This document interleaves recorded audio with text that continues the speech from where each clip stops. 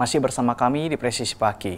Pemirsa, dalam menghadapi arus informasi yang semakin pesat dan kompleks di era digital, Divisi Humas Polri terus memperkuat kapasitas literasi digital masyarakat melalui berbagai forum edukatif dan kolaboratif. Salah satunya melalui dialog publik keterbukaan informasi. Kegiatan ini digelar di Hotel Ambara, Jakarta Selatan pada Selasa 7 Oktober 2025. Kegiatan yang mengusung tema literasi cerdas di era digital dihadiri langsung oleh Karo Multimedia Divisi Humas Polri, Irjen Pol Gatot Reply Handoko beserta jajaran dan diikuti puluhan mahasiswa dari berbagai universitas di Indonesia. Kegiatan ini juga menghadirkan narasumber dari Kemenkomdigi, Dewan Pers Indonesia, dan akademisi. Acara ini ditujukan sebagai upaya untuk memperkuat kapasitas literasi digital masyarakat serta menangkal hoaks dan misinformasi. Dalam sambutannya, Irjen Pol Gatot Reply Handoko menegaskan, literasi digital bukan hanya soal kemampuan teknis dalam menggunakan teknologi, namun juga tentang kecerdasan dalam memilah informasi secara kritis dan bertanggung jawab.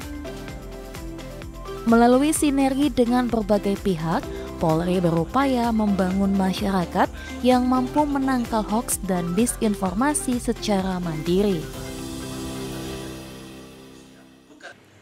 Kegiatan ini menjadi momentum yang sangat penting dalam menghadapi tantangan arus informasi yang semakin pesat, luas, dan kompleks di era digital.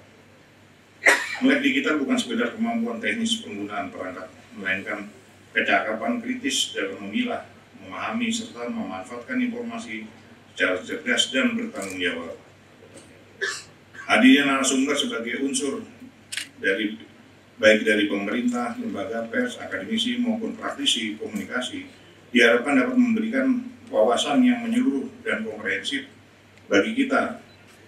Semua literasi digital adalah kunci untuk membentengi masyarakat dari misinformasi, hoaks, dan dampak negatif penyalahgunaan media digital. Karo Multimedia juga menjelaskan seluruh platform Humas Polri berfungsi sebagai media penyebaran informasi yang cepat, transparan, dan terintegrasi, selaras dengan konsep presisi yang diusung oleh Kapolri. Melalui pendekatan ini, Polri terus membangun ekosistem informasi publik yang aman, akuntabel, dan mudah diakses oleh masyarakat.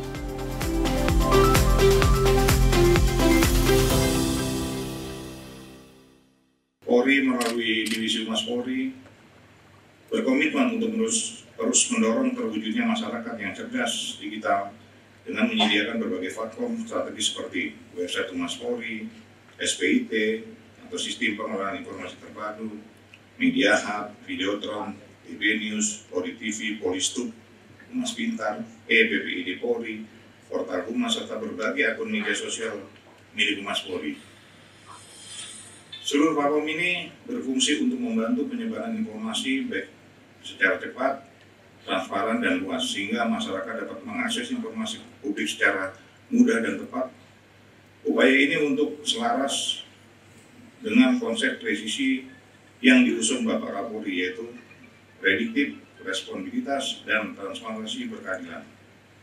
Hadirin yang berbahagia, oleh karena itu saya berharap kegiatan seminar talkshow ini tidak hanya menjadi forum diskusi, tapi juga menjadi wadah untuk memperkuat kolaborasi lintas sektor dalam membangun ekosistem informasi yang sehat dan terpercaya di Indonesia.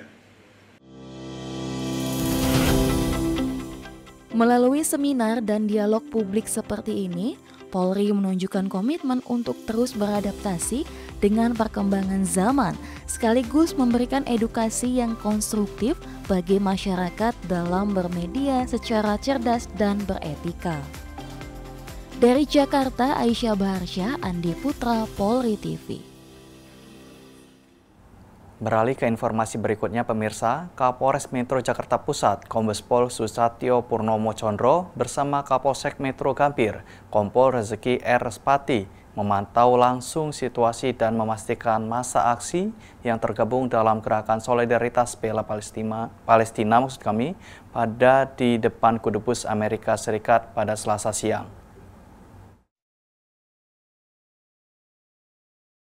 Aksi yang dimulai sekitar pukul 14 waktu Indonesia Barat itu berlangsung tertib. Massa menyuarakan solidaritas dan keperhatian terhadap kondisi kemanusiaan di Palestina. Di tengah aksi, personil Polri hadir bukan hanya sebagai penjaga keamanan, tetapi juga memberikan sentuhan humanis, memberikan air minum dan roti kepada massa aksi. Hal ini mendapat respon positif dari peserta yang merasa diperhatikan secara kemanusiaan. Kapolsek Metro Gambir, Kompol Rezeki R. Spati, mengatakan bahwa seluruh personil yang bertugas telah diarahkan untuk mengedepankan pendekatan persuasif. Kami sangat mengapresiasi massa aksi yang menyampaikan pendapat secara santun dan tertib. Ini mewujudkan kedewasaan berdemokrasi.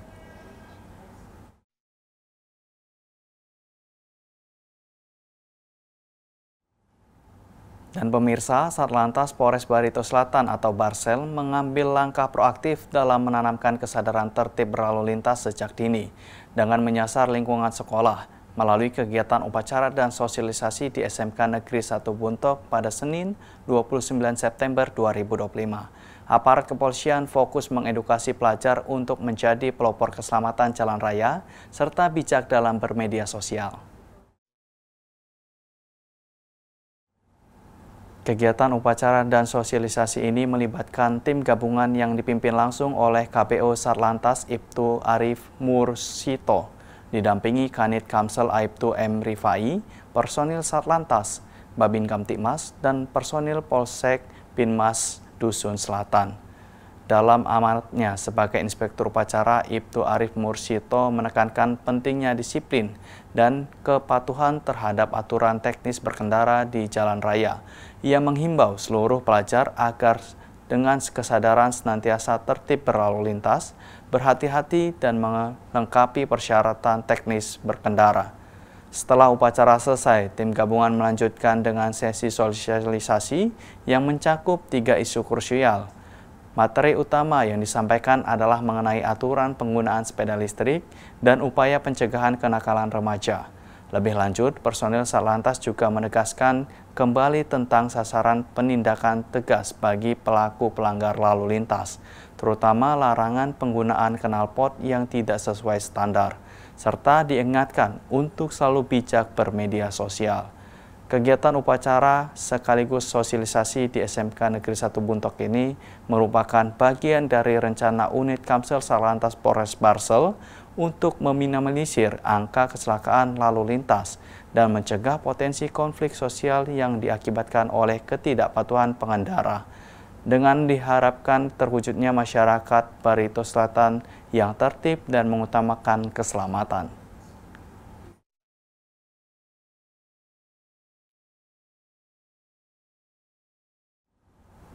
Di informasi lainnya, pemirsa, tim DVI Polda Jawa Timur menyampaikan progres informasi identifikasi jenazah korban Ponpes Al-Khozini di Gedung Bitdokes Polda Jawa Timur pada Selasa malam 7 Oktober 2025.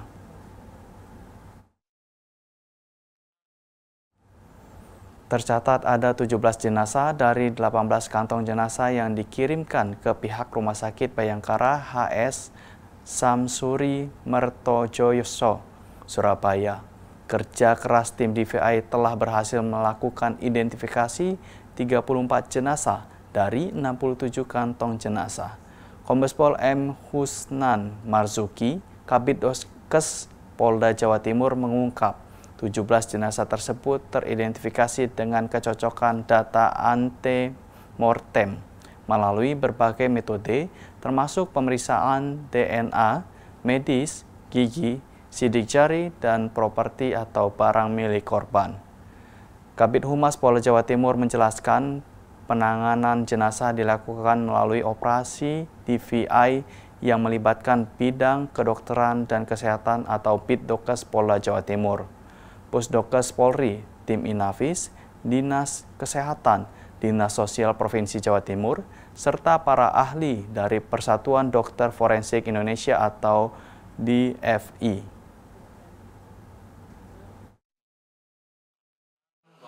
Tim DVI hari ini tanggal 7 Oktober 2025 pukul 20.26 waktu Indonesia Barat, tim DVI Polda Jawa Timur berhasil mengidentifikasi 17 jenazah dari 18 kantong jenazah yang dikirimkan ke Rumah Sakit Bayangkara, Surabaya.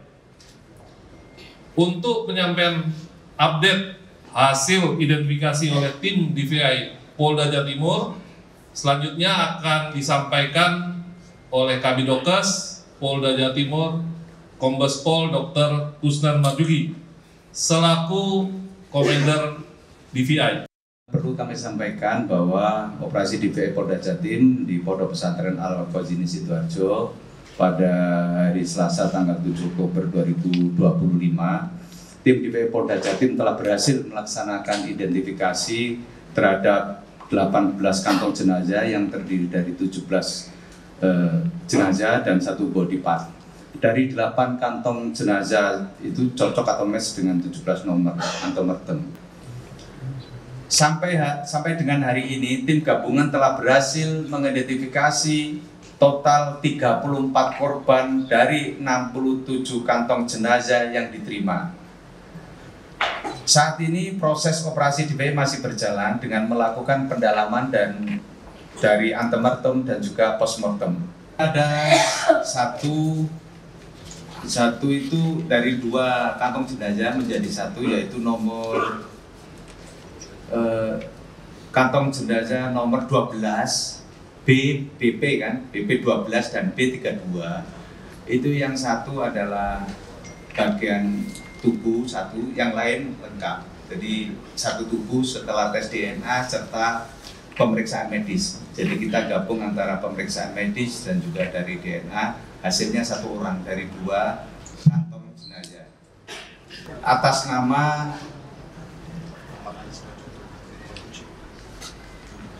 ini Muhammad Ali Sirojudin, laki-laki 13 tahun. Ya. Bagi kami DVRI Polda Jatim tidak ada kendala pada prinsipnya. Jadi kita melakukan sesuai dengan kaidah-kaidah DVI internasional, ya, melalui proses yang primer, sekunder, baik primer sidik jari maupun primer gigi dan sekundernya bisa properti, bisa tanda-tanda lahir dan lain-lain. Kemudian kita dalami juga dengan tes DNA.